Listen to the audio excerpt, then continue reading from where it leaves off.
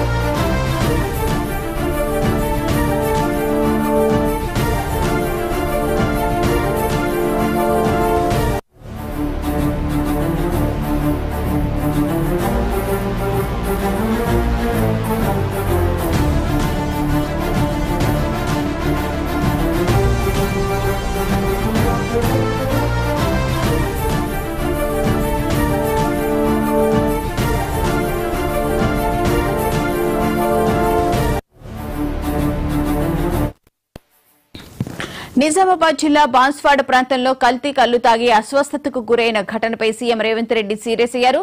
ఈ రోజు ఉదయం 11 గంటలకు కమాండ్ కంట్రోల్ సెంటర్లో సమీక్షా సమావేశం నిర్వహించనున్నారు. ఈ సమావేశంలో ఎక్సైజ్ శాఖపై సీఎం రేవంత్ రెడ్డి సమీక్షించనున్నారు. కల్తీ కల్లు ఘటనపై ఇప్పటికే వివరాలు అడిగి తెలుసుకున్నారు.